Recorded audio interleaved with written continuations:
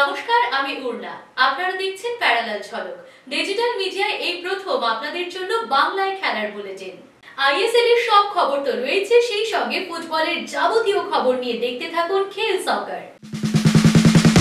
ওম gen বদ্যবলির রাজা দানবেন্দ্র মহাবল তেণত্যম প্রতিবধনামি রক্ষে মাচল মাচল।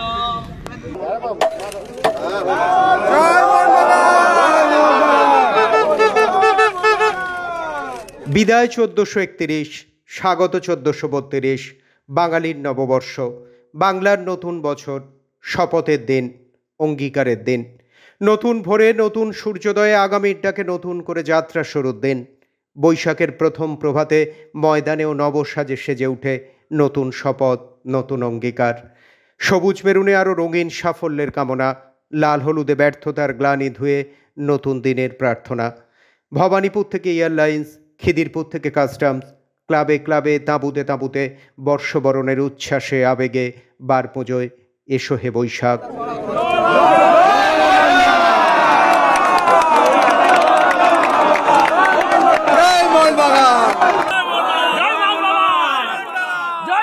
বছর ঘুরে আসে এই দিন, নতুন করে পাবো বলে ঐক্যতানে ময়দানের বার পুজো, ময়দানের নববর্ষ। উৎসবে উচ্ছ্বাসে আবেগে রঙিন সকাল, ময়দানি সুরে অশ্রু বাষ্প সুদূরে মিলাক যাক যাক। নব নব সুরে সাফল্যের গান বেঁধে দাও হে বৈশাখ। নতুন বছর, বার পুজো দিয়ে নতুন মরশুমের শুরু। সেই রীতি মেনে নববর্ষে সেজে উঠেছে ইস্টবেঙ্গল ক্লাব তাঁবু। সব ব্যর্থতা ভুলে নতুন করে সাফল্যের অঙ্গীকার। তাই তো ক্লাব তাঁবুতে সদস্য সমর্থক থেকে কর্তারা সকলেই হাজির। ছিল ইমামি ইস্টবেঙ্গল ফুটবল টিমও। পুজোয় বসলেন কোচ অস্কার বোঝো, সঙ্গে পরের মরশুমের লাল হলুদ অধিনায়ক মাহেশও। টানা ব্যর্থতার বিতর্কে এখন জেরবার ইস্টবেঙ্গল। তাই হয়তো ঘুরে দাঁড়ানোর জন্য পুরোহিতকে দিয়ে রেফারিংয়ের জন্য আলাদা করে মন্ত্র পড়ালেন ইস্টবেঙ্গলের সর্বময় কর্তা দেবব্রত সরকার। লক্ষ্যের চ্যাম্পিয়ন হওয়ার তো উনি বলেছেন। আমরা এবার এই পরিকল্পনায় ঢুকবো, সেই আবহাওয়ায় ঢুকবো, ঢুকে কথাবার্তা শুরু হবে। এই যে ভাবনা চ্যাম্পিয়ন হওয়ার, এই ভাবনাটা তো আমরা ভাবতে পারিনি টিম। এছাড়াও আজকে আমি আমাদের পুরোহিত মশাইকে বললাম, যখন এখানে আমাদের ঘরটা দেওয়া হবে তখন আপনি একটু ভালো করে বলবেন যে আমরা যেন রেড কার্ডটা সঠিক দেয়, আমাদের ফিকচারটা সঠিক হয়, ইয়েলো কার্ডটা সঠিক হয়, রেফারিংয়ের বদন্যতার থেকে মুক্তি পায়। এগুলোও বললাম। শুধু টিম করে তো হবে না, টিম ফিট রেখেও হবে না, তো বাকিগুলোও হবে, সেগুলো যাতে হয় তার একটা প্রয়াস রাখা বললাম। আর বললাম আমি যাচ্ছি, আপনার সঙ্গে আমিও প্রেয়ার করব। এটা বড্ড বেশি টায়ার হয়ে গেছে, বহুদিন থেকে চলছে, 10-12 বছর। বার পুজো শেষেই ইস্টবেঙ্গল মাঠে অনুশীলনে নামলেন লাল হলুদের ফুটবলাররা। সুপার কাপের প্রস্তুতি চলছে যে, কিন্তু তাতে প্রথম কোথায় তাল কাটল জানেন? পুজোতে যে বলকে পুজো দেওয়া হয়েছে সেই বলের স্বস্তিক চিহ্ন মুছে শুরু হয়ে যায় প্র্যাকটিস। তা দেখে বেজায় চটে যান লাল হলুদের সর্বময় কর্তা। পুজো দিয়ে ওই বল তো ক্লাবে রেখে দেওয়ার রীতি চলে আসছে। তারপরই তড়িঘড়ি সেই পুজোর বল নিয়ে যাওয়া হয় ক্লাবে। নববর্ষের শপথ, অঙ্গীকার, উৎসব, উচ্ছ্বাস সব ছিল, কিন্তু লাল হলুদের সুর কাটল অনুশীলনে। উৎসবের মাঝেই অশান্তি সেই ক্লেটন সিলভাকে নিয়ে। কোচের সঙ্গে আগের দিনের অশান্তির রেশ, দলের সঙ্গে নয়। ক্লেটনকে দেখা গেল একা একা আলাদা অনুশীলন করতে। কোচ অস্কারের সঙ্গে কোনো কথা নেই। কোচ কথা বলতে এলেও দেখা গেল মুখ ফিরিয়ে নিচ্ছেন, পাত্তা দিচ্ছেন না এই ব্রাজিলীয় ফরওয়ার্ড। একসময় সিটিও অময় ঘোষালের সঙ্গে কথা বলতে দেখা গেল ক্লেটনকে। কথা থেকে তর্ক, উত্তপ্ত হয়ে উঠল পরিস্থিতি। কোচ এগিয়ে এলেও ভ্রুক্ষেপ করলেন না ক্লেটন। শেষ পর্যন্ত সামাল দিতে এগিয়ে আসতে হলো সৌভিকদের। আরও অশান্তি বাড়ার আগে সতীর্থরা ক্লেটনকে মাঠের বাইরে সরিয়ে নিয়ে এলেন। নববর্ষে সবার সামনে এই ঘটনা। শীর্ষকর্তা দেবব্রত সরকার আর কি করেন? পরিস্থিতি হালকা করতে সাংবাদিকদের বলেন, সুভাষ ভৌমিকের সময় দেখেননি, এমন গণ্ডগোল হতো না, কিন্তু তাতে কি ট্রফি আসতো না? তবে মেনে নিলেন এমন ঘটনা ঘটা উচিত নয়, কাঙ্ক্ষিত নয়। তিনি মুখে যাই বলুন, ভিতরের খবর কোচ যদি অভিযোগ জানান তাহলে শাস্তির মুখে পড়তে পারেন ক্লেটন সিলভা। বছরের প্রথম দিন 100 বছরের স্মৃতির পাতা উল্টে রবীন্দ্রনাথ থেকে বিবেকানন্দের কথা বলছেন ইস্টবেঙ্গল কর্তা দেবব্রত সরকার। বলছেন সাফল্য পাওয়ার লড়াই চলতে থাকবে, তবে এখন যে সবটাই ইনভেস্টর ইমামির হাতে। নিতু বলছেন ইমামির সঙ্গে বৈঠক তাদের নতুন করে উজ্জীবিত করেছে। আর যে লোকটার উপর সব থেকে বড় এবং কঠিন দায়িত্ব, সেই থংবই সিংটো ক্লাবের পুজোয় আসলেন, দেখা করলেন কোচ ফুটবলারদের সঙ্গেও। পরের মরশুমে দল গঠনে নেমে পড়েছেন থংবই। সুপার কাপে সেই টার্গেটেই যে যেতে চাইছেন সেটাও ক্লাবে এসে জানিয়ে গেলেন সিংটো। আর ইস্টবেঙ্গল কর্তা দেবব্রত সরকার আবার নতুন করে আশায় বুক বাঁধতে বলছেন লাল হলুদ সমর্থকদের। নতুন দিক নির্ণয় তৈরি আমাদের 100 বছর আগে যখন আমাদের ক্লাব জন্ম হয়েছিল, তখন বহু ঋষি মুনি ঋষিরা আমাদের ক্লাবের সাথে যুক্ত ছিল। কে জানে না আমি জানি না। যেমন রবীন্দ্রনাথ ঠাকুর, বিবেকানন্দ, সিআর দাস, আশুতোষ মুখার্জি। আমরা তখন থেকে স্ট্রাগল করছি। আবার যখন 100 বছর হলো, আবার স্ট্রাগল আমাদের শুরু হয়েছে। তো এই স্ট্রাগল আমরা করছি, খুব তাড়াতাড়ি আমরা জায়গায় ফিরবো। তার সবচেয়ে বড় উদাহরণ হলো, আমরা 2-4 দিন আগে আমাদের ইনভেস্টার, প্রমোটার যাই বলবেন, আমরা মিটিং করেছি। আদিত্যজি পরিষ্কার বললেন যে আমাদের কিন্তু চ্যাম্পিয়ন হতে হবে। আমাদের সভ্য সমর্থকদের এই শব্দটা আমার মনে হয় এই বছরের সেরা শব্দ। ওনরা ভাবছেন যে হ্যাঁ চ্যাম্পিয়ন হতে হবে, পয়সা খরচা করছি অথচ চ্যাম্পিয়ন হতে পারছি না। দরকার হলে আরও বেশি পয়সা খরচা করব, চ্যাম্পিয়ন হওয়া দরকার। এরকম একটা আবহাওয়া আমাদের ওই মিটিংয়ে তৈরি হয়েছিল এবং উনি নিজেই বললেন যে আমাদের যেভাবে হোক চ্যাম্পিয়ন হতে হবে। নববর্ষ মানেই ময়দানে বার পুজো। ইস্টবেঙ্গলের বার পুজোয় সামিল হলো মোহামেডান স্পোর্টিংও। নববর্ষের শুভেচ্ছা জানাতে ইস্টবেঙ্গলে মিষ্টি নিয়ে এলেন মোহামেডান স্পোর্টিংয়ের সচিব ইশতিয়াক আহমেদ রাজু এবং তার সঙ্গে ছিলেন দীপেন্দু বিশ্বাস। মিষ্টি তুলে দিলেন ইস্টবেঙ্গল শীর্ষকর্তা দেবব্রত সরকারের হাতে। অতিথি আপ্যায়নে ত্রুটি রাখেনি ইস্টবেঙ্গল ক্লাবও।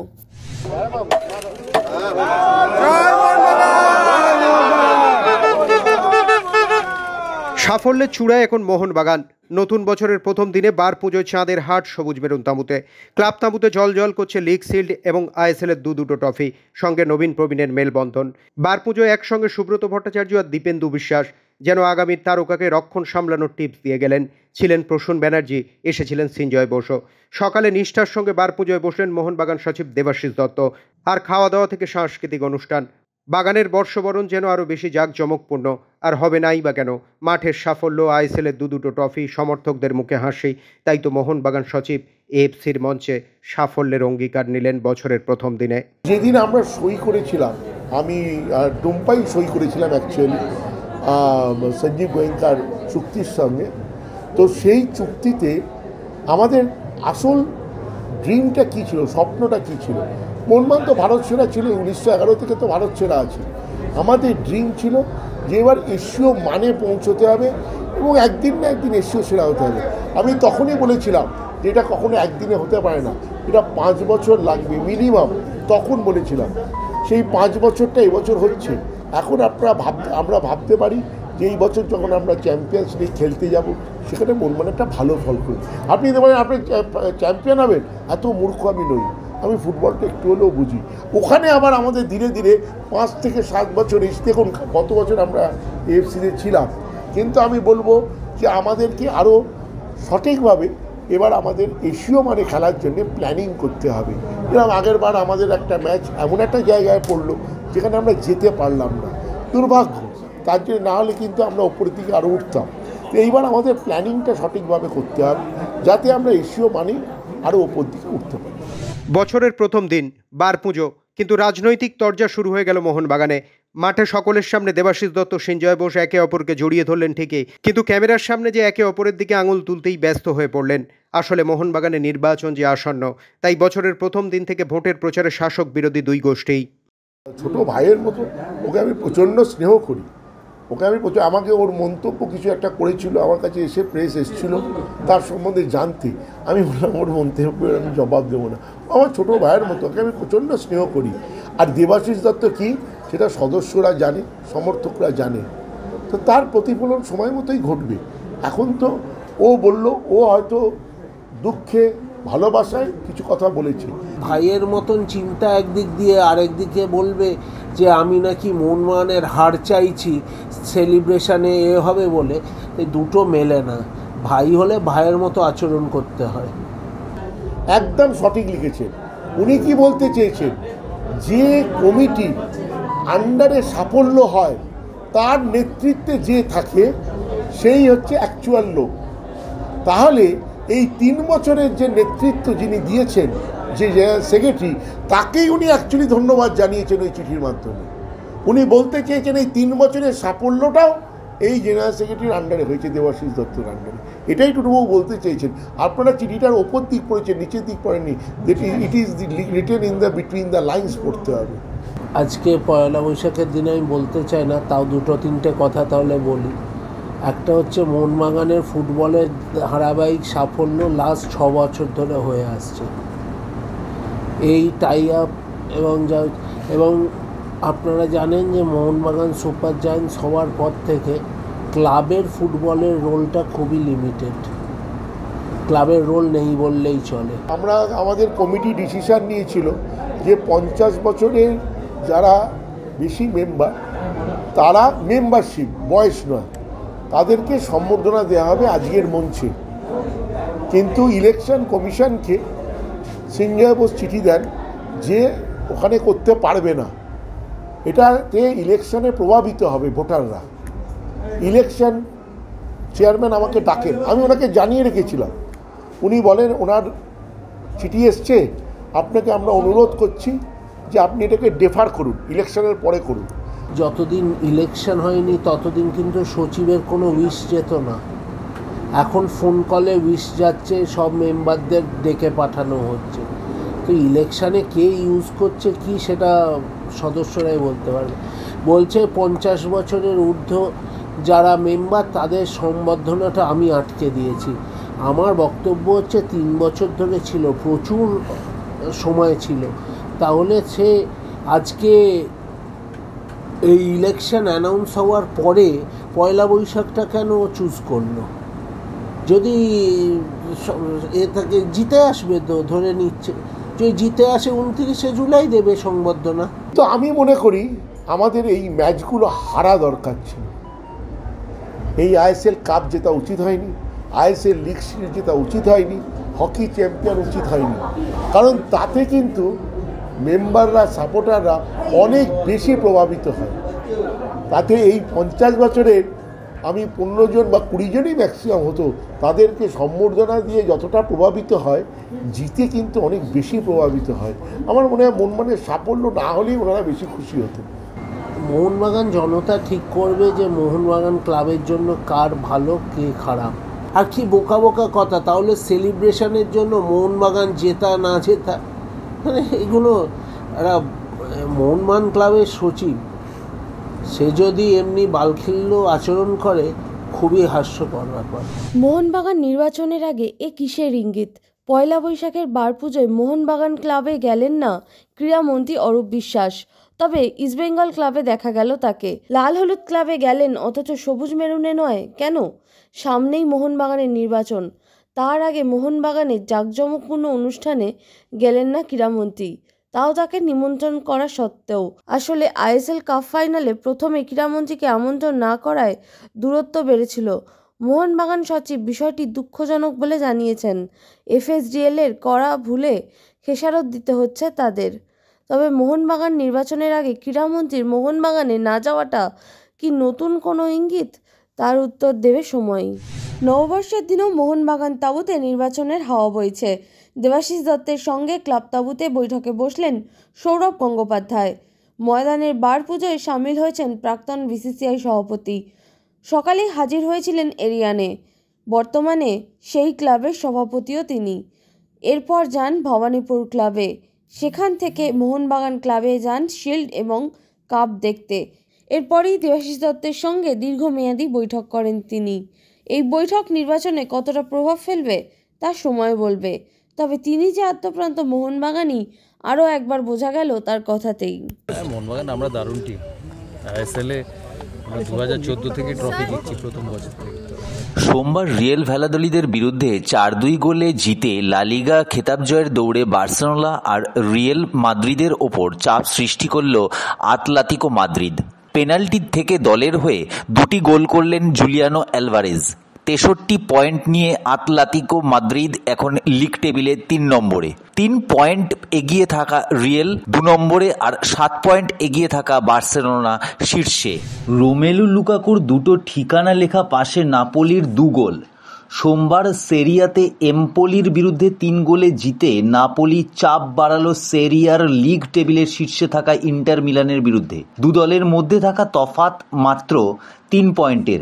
এখনো পর্যন্ত এবছরের লিগে লুকাকু গোল করেছে 12টা আর তার 10টি পাসে গোল হয়েছে।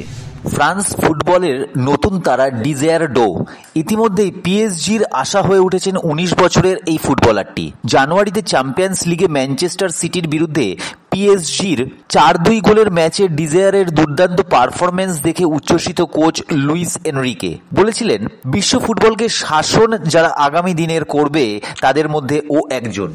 ইংল্যান্ডের দ্বিতীয় স্তরের ইএফএল এ নেমে যাওয়া সোয়েন সিটির মালিকানায় একজন অংশীদার হলেন রিয়েল মাদ্রিদের বিখ্যাত ক্রোয়েশিয়ার মিডফিল্ডার লুকা মদ্রিচ। সোয়েন সিটির অন্য মার্কিন বিনিয়োগকারীদের আশা মদ্রিচ ক্লাবের সঙ্গে যুক্ত হওয়ায় দল আবার প্রিমিয়াম লিগে পৌঁছতে পারবে। রিয়েলের সঙ্গে মদ্রিচের চুক্তি শেষ হওয়ার কথা এবছর মাঝামাঝি সময়ে। ম্যানচেস্টার ইউনাইটেডের সাম্প্রতিক খলনায়ক তিনি গোলকিপার আন্দ্রে ওনানা। ইপিএল শেষ ম্যাচে 2টো গোল দল খেয়েছে তারই ভুলে। ইংল্যান্ডে প্রবল সমালোচনার মুখে তিনি, কিন্তু জীবন থেমে থাকে না। সৌদি আরবের 2টি ক্লাব তাকে যোগ দেওয়ার প্রস্তাব দিয়েছে, কিন্তু ক্যামেরুনের এই গোলকিপার ইংল্যান্ড ছাড়তে চান সুনাম নিয়ে। তাই এখন তার লক্ষ্য দলের হয়ে বাকি ম্যাচগুলোতে এমন পারফরমেন্স করা যাতে সমর্থকরা তার নামে জয়ধ্বনি করে। সম্প্রতি ওনানা বলেছেন, তখনই ছাড়বো যখন আমাকে রাখার জন্য ক্লাব বারবার ফোন করবে। জুভেন্টাসের ফুটবলার নিকোলা ফ্যাগিওলি সম্প্রতি 7 মাস নির্বাসন কাটিয়ে ফিরে এসেছেন। তার বিরুদ্ধে অভিযোগ ছিল সরাসরি বেটিংয়ের সঙ্গে যুক্ত ছিলেন। ইটালির অন্যতম জনপ্রিয় সংবাদপত্র গ্যাজেত্তা দেল্লা স্পোর্টের প্রতিবেদনে জানা গিয়েছে কিভাবে ফ্যাগিওলি তার 6,66,000 মার্কিন ডলারের ঋণ মেটানোর জন্য 30 জনেরও বেশি ফুটবল সমর্থক এবং একটা সোনার দোকানের মালিককে বেটিংয়ে জড়িয়েছিলেন। আদালতে সব কথাই স্বীকার করেছিলেন ফ্যাগিওলি। ভারতীয় ও আন্তর্জাতিক ক্রিকেটের যাবতীয় খবর নিয়ে আমাদের বিশেষ সেগমেন্ট লে ছক্কা।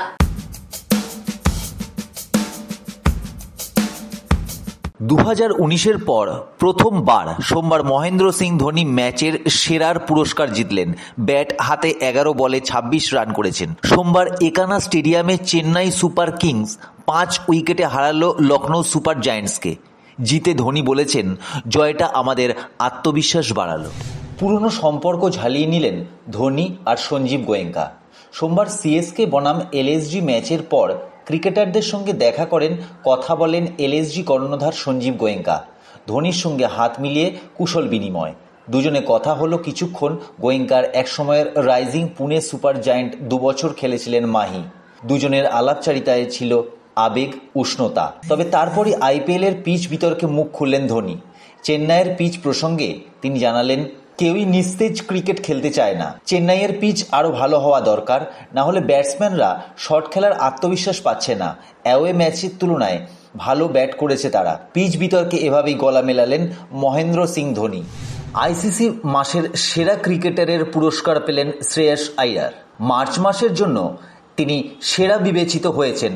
চ্যাম্পিয়ন্স ট্রফিতে দুর্দান্ত পারফরমেন্সের স্বীকৃতি পেলেন শ্রেয়াস। তিনি পেছনে ফেললেন 2 কিউই ক্রিকেটার জেকব ডাফি ও রাচিন রবীন্দ্রাকে। পরপর 2 মাস এই সেরার স্বীকৃতি এলো ভারতে। ফেব্রুয়ারি মাসে আইসিসি সেরা ক্রিকেটার হয়েছিলেন শুভমান গিল। হ্যাটস অফ সানভাই বলছে দেশের ক্রিকেট মহল। যে মানবিক উদ্যোগ নিলেন সুনীল গাভাস্কার, তাতে এমন বলাই স্বাভাবিক। গুরুতর অসুস্থ ও আর্থিক অনটনে বিধ্বস্ত বিনোদ কাম্বলির দিকে সাহায্যের হাত বাড়িয়ে দিলেন গাভাস্কার। তার ফাউন্ডেশন থেকে প্রতি মাসে কাম্বলিকে 30,000 টাকা দেওয়ার কথা জানিয়ে দিলেন সানি। এছাড়া চিকিৎসার বাড়তি খরচ জোগাতে বছরে আরও 30,000 টাকা দেবেন। গত বছর রমাকান্ত আচরেকার মেমোরিয়াল উদ্বোধনে প্রতিশ্রুতি দিয়েছিলেন, সেই কথাই রাখলেন কিংবদন্তি সানি। কাম্বলির দুরবস্থা দেখে স্ত্রী আন্দ্রে হিউইটো বিবাহ বিচ্ছেদের মামলা প্রত্যাহার করে নিয়েছেন। আগস্ট মাসে সাদা বলের সিরিজ খেলতে বাংলাদেশ যাবে ভারতীয় ক্রিকেট দল। 3টি করে একদিনের ম্যাচ ও টি-20 খেলবে ভারত ও বাংলাদেশ। 17ই আগস্ট থেকে সিরিজ শুরু। খেলাগুলি হবে মিরপুর ও চট্টগ্রামে। 31শে আগস্ট সিরিজের শেষ ম্যাচ। হকি থেকে দাবা, টেনিস থেকে সাঁতার, ফুটবল, ক্রিকেট ছাড়াও অন্যান্য সব খেলার খবর নিয়ে আমাদের বিশেষ সেগমেন্ট উইং প্লে।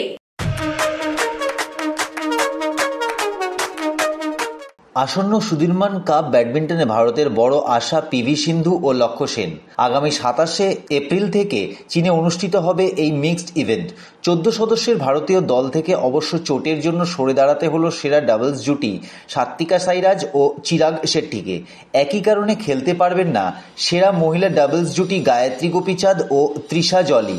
ভারত রয়েছে বেশ কঠিন গ্রুপে আর রয়েছে গতবারের চ্যাম্পিয়ন ইন্দোনেশিয়া, দুবারের রানার্স ডেনমার্ক ও শক্তিশালী ইংল্যান্ড। খেলার মাঠে খেলার খবরের বাইরেও উঠে আসে নানা রকমের মন্তব্য, আর সেই সব মন্তব্যের কোলাজ নিয়ে আমাদের বিশেষ সেগমেন্ট থ্রো ইন। আমার ইনিংস নিয়ে কিছু বলার নেই। আমি ভালো খেলেছি, কিন্তু ম্যাচটা শেষ করে আসতে পারিনি। আমি আগেও আইপিএল খেলেছি, তাই কতদিন পরে খেললাম সেটা কোনো ব্যাপার নয়। আমি জানতাম নতুন কিছুর মুখোমুখি আমি হতে যাচ্ছি না। আমি এতদিন ধরে কোচিং করছি, কিন্তু নূর আহমেদের মতো কাউকে দেখিনি যার বলকে বোঝা এত কঠিন। ধোনির বিরুদ্ধে কেন আমাকে বল করতে দেওয়া হয়নি সেটা নিয়ে পন্থের সাথে আমি কোনো কথা বলিনি। ক্যাপ্টেন এই ব্যাপারটা ভালো বুঝবে, তার উপর ও উইকেট রক্ষক, তাই আরও ভালো বুঝবে। ও যেটা ভালো ভেবেছে সেই সিদ্ধান্ত নিয়েছে। প্যারালাল ঝলক আজ এ পর্যন্তই। আপনাদের জন্য প্যারালাল ঝলক প্রতিদিন রাত 10টায়। খেলার জগতের সেরা প্যাকেজ নিয়ে দেখতে থাকুন প্যারালাল ঝলক।